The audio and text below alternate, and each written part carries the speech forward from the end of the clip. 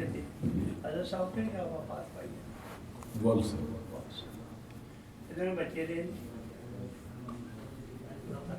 نہیں بھائی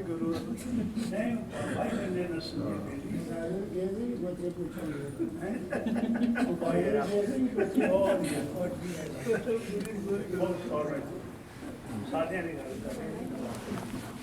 نحمده ونصلي ونسلم على رسوله الكريم أما بعد فأعوذ بالله من الشيطان الرجيم بسم الله الرحمن الرحيم الحمد لله الذي خلق السماوات والأرض وجعل الظلمات والنور ثم الذين كفروا بربهم يعدلون هو الذي خلقكم من طين ثم قضى أجلا فأجل مسمى عنده ثم أنتم تمترون صدق الله العظيم إن الله وملائكته يصلون على النبي يا أيها الذين آمنوا صلوا عليه وسلموا تسليما الصلاة والسلام عليك يا رسول الله وعلى آلك وأصحابك يا حبيب الله. معزز و محترم مشائخ و علماء اسلام و معزز و محترم حاضرین و سامعین، اللہ رب العزت کے فضل و کرم سے آج رمضان المبارک کی چھٹی شب ہے.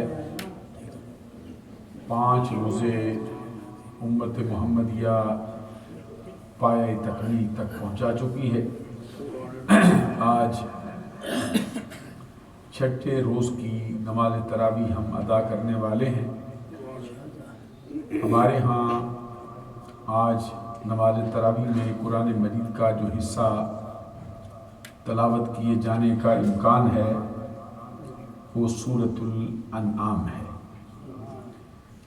سورۃ الانعام اپنے نزول کے اعتبار سے مکی صورتوں میں سے بڑی معرکۃ الآراء اور مرکزی سورہ مبارکہ ہے. اس سے پہلے جتنی صورتیں ہم نے تلاوت کی ہیں وہ ساری کی ساری اپنے نزول کے اعتبار سے مدنی. سب سے پہلے سورہ بقرہ تلاوت کی گئی، وہ بھی اپنے نزول کے اعتبار سے مدنی صورت ہے. اس کے بعد پھر سورہ آل عمران تلاوت کی گئی، یہ بھی اپنے نزول کے اعتبار سے مدنی صورت ہے.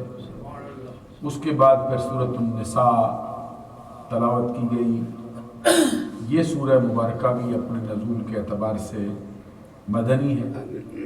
اس کے بعد پھر سورۃ المائدہ تلاوت کی گئی، وہ بھی اپنے نزول کے اعتبار سے مدنی. مسلسل جو صورتیں ہم نے تلاوت کی ہیں یہ اپنے نزول کے اعتبار سے مدنی تھی. آج پہلی سورہ مبارکہ ہے ہمارے پڑھنے کے اعتبار سے جو اپنے نزول کے اعتبار سے مدنی کی بجائے مکی سورہ مبارکہ ہے. اس کے اندر 20 رکوع ہیں، 165 اس میں آیات ہیں. اپنے معمول کا سلسلہ اگر جاری رہا تو امید ہے کہ آج یہ پوری کی پوری سورہ مبارکہ جو 20 رکوع پر مشتمل ہے اس کے تلاوت کیے جانے کا امکان ہے.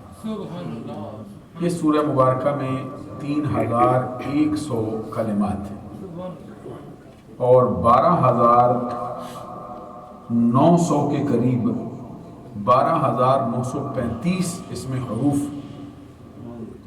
ایک قول سورہ مبارکہ کے بارے میں یہ ہے کہ یہ ساری کی ساری اکٹھی نازل ہوئی. اب آپ اندازہ لگائیے کہ 20 رکوع پر مشتمل پوری کی پوری سورہ مبارکہ اکٹھی ہی نازل ہوئی، اور اس سورہ مبارکہ کے نزول کے ساتھ 70,000 فرشتوں کا نزول بھی ہوا ہے۔ اس کا آغاز ہوتا ہے اس آیہ کریمہ سے، الحمدللہ الذی خلق السماوات والارض۔ تمام خوبیاں اس اللہ تبارک و تعالیٰ کے لیے ہیں جس نے زمین و آسمان کو پیدا کیا ہے۔ وَجَعَلَ الظُّلُمَاتِ وَالنُّورِ، تمام خوبیاں اس اللہ تبارک و تعالیٰ کے لیے ہیں جس نے اندھیرے اور اجالے کو بنایا ہے۔ زمین و آسمان کی پیدائش کی ہے اور اندھیرا اور اجالا بنایا ہے۔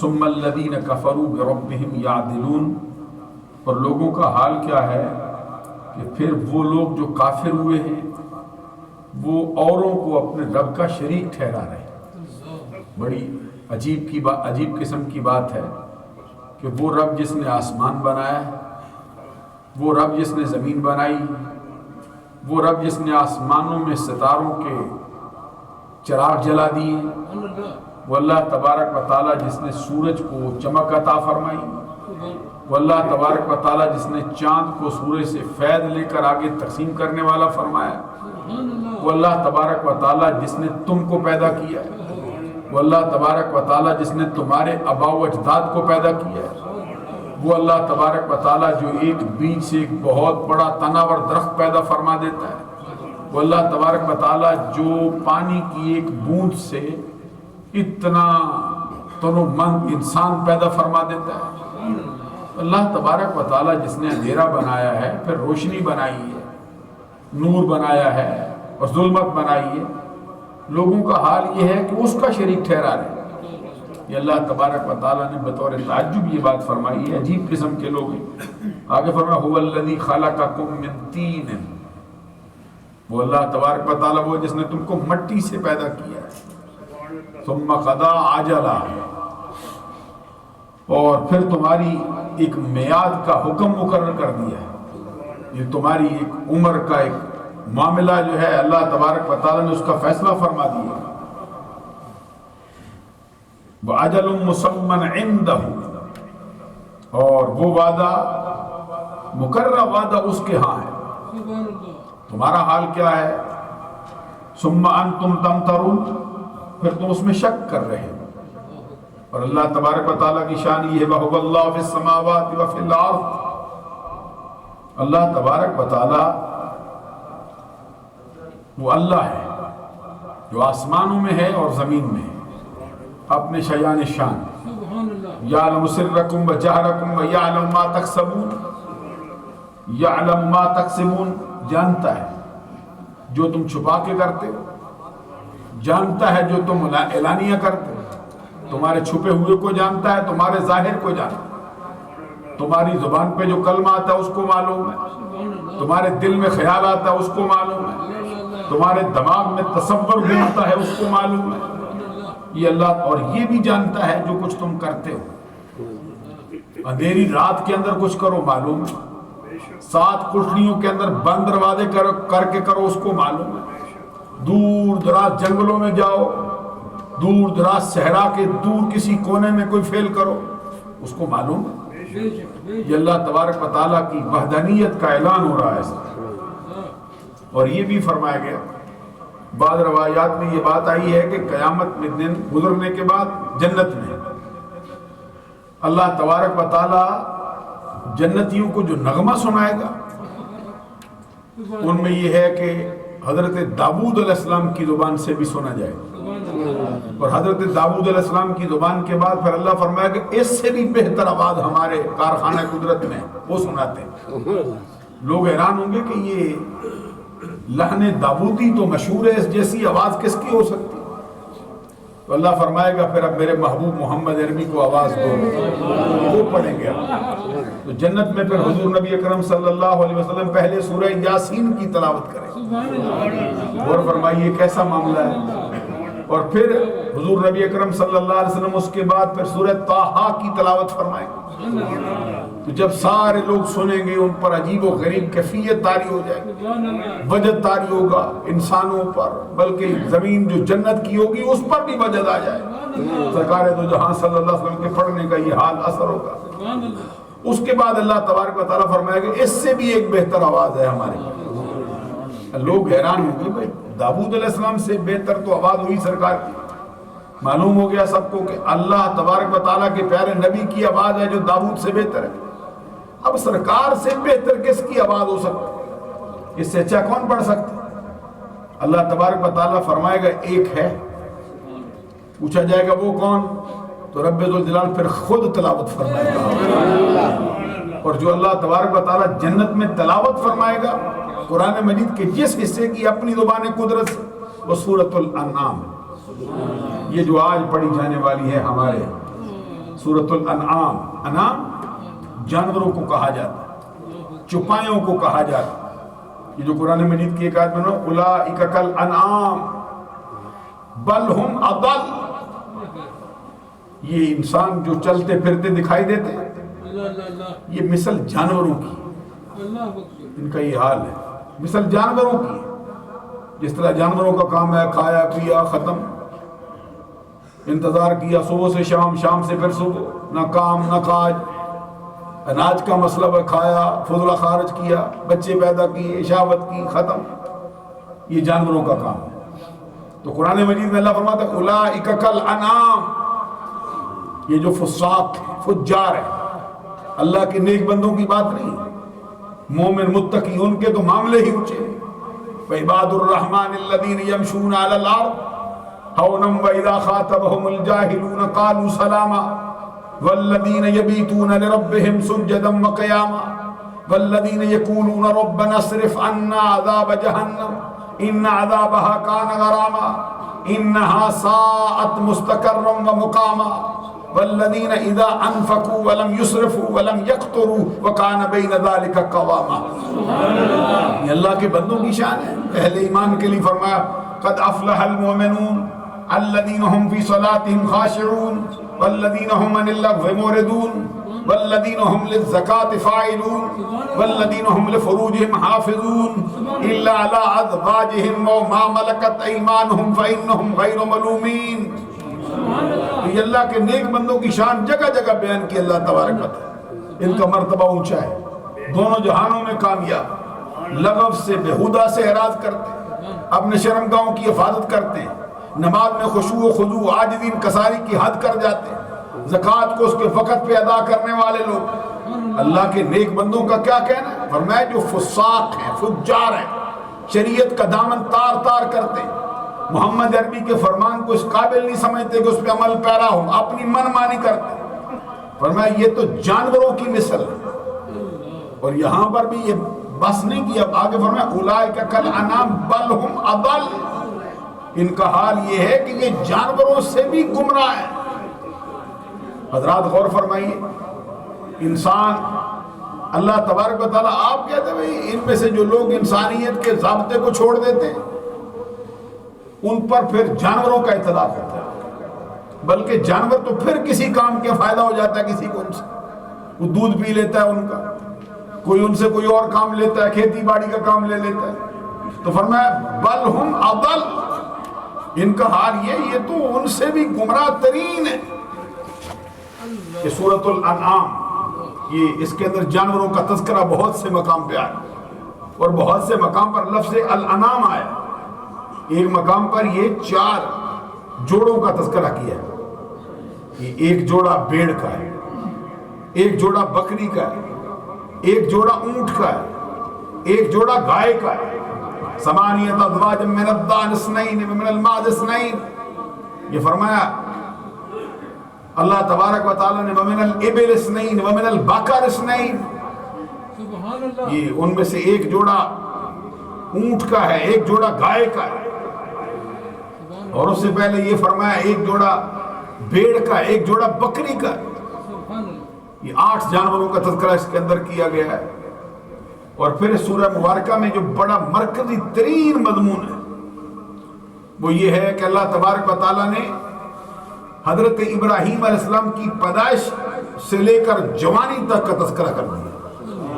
وَإِذْ قَالَ إِبْرَاهِيمُ لِأَبِيهِ آزَرَ تَتَّخِذُ أَصْنَامًا آلِهَةً إِنِّي أَرَاكَ وَقَوْمَكَ فِي ضَلَالٍ مُبِينٍ وَكَذَلِكَ نُرِي إِبْرَاهِيمَ مَلَكُوتَ السَّمَاوَاتِ وَالْأَرْضِ وَلِيَكُونَ مِنَ الْمُوقِنِينَ فَلَمَّا جَنَّ عَلَيْهِ اللَّيْلُ رَأَىٰ كَوْكَبًا قَالَ هَٰذَا رَبِّي فَلَمَّا أَفَلَ قَالَ لَا أُحِبُّ الْعَافِلِينَ فَلَمَّا رَأَى الْقَمَرَ بَازِغًا قَالَ هَٰذَا رَبِّي فَلَمَّا أَفَلَ قَالَ لَئِن لَّمْ يَهْدِنِي رَبِّي لَأَكُونَنَّ مِنَ الْقَوْمِ الضَّالِّينَ فَلَمَّا رَأَى الشَّمْسَ بَازِغَةً قَالَ هَٰذَا رَبِّي هَٰذَا أَكْبَرُ فَلَمَّا أَفَلَتْ قال يا قوم إنني بريء مما تشركون إني وجهت وجهي للذي فطر السماوات والأرض حنيفا وما كان من المشركين وما أنا من المشركين۔ یہ قرآن مجید میں یہ مرکزی تذکرہ حضرت ابراہیم علیہ السلام کا آج کی جو منزل ہم پڑھ رہے ہیں اس کے اندر ہوگا، اور یہ حضرت ابراہیم علیہ السلام کی پیدائش سے لے کر جوانی تک کس طرح کا معاملہ ہوا ہے، اور پھر اس سورہ مبارکہ کو یہ شرف و اعزاز بھی حاصل ہے۔ اس کے اندر اللہ تبارک و تعالیٰ کے برگزیدہ پیغمبروں کا، متعدد نبیوں کا اکٹھا ذکر آیا، اور اتنا تذکرہ پورے قرآن میں کسی اور مقام پر اکٹھا قریب آیتوں میں نہیں آیا۔ وَتِلْكَ حُجَّتُنَا آتَيْنَاهَا إِبْرَاهِيمَ عَلَىٰ قَوْمِهِ نَرْفَعُ دَرَجَاتٍ مَّن نَّشَاءُ إِنَّ رَبَّكَ حَكِيمٌ عَلِيمٌ وَوَهَبْنَا لَهُ إِسْحَاقَ وَيَعْقُوبَ كُلًّا هَدَيْنَا وَنُوحًا هَدَيْنَا من قبل ومن ذريته داود وسليمان وأيوب ويوسف وموسى وهارون وكذلك نجزي المحسنين وزكريا ويحيى وعيسى وإلياس كل من الصالحين وإسماعيل واليسع ويونس ولوطا كلا فضلنا على العالمين۔ یہ اکٹھا تذکرہ اللہ تبارک و تعالیٰ نے اپنے برگزیدہ پیغمبروں کا اس سورہ مبارکہ میں کیا۔ اللہ تبارک و تعالیٰ کے فضل و کرم سے آج ہماری چھٹی تراویح میں یہ سورۃ الانعام تلاوت کی جائے گی۔ 20 رکوعوں پر مشتمل ہے، 165 اس کے اندر آیات۔ اگر معمول کا سفر جاری رہا امید ہے کہ یہ سورہ مبارکہ مکمل کریں گے۔ اس کے اندر پھر جو اس کا آغاز ہوا، اللہ تبارک و تعالیٰ نے اپنی حمد کے ساتھ اس کا آغاز فرمایا۔ وہ اللہ تبارک و تعالیٰ اپنی شان بیان کرتے ہوئے فرماتا ہے الحمدللہ الذی خلق السماوات والارض وجعل الظلمات والنور ثم الذین کفروا بربہم یعدلون۔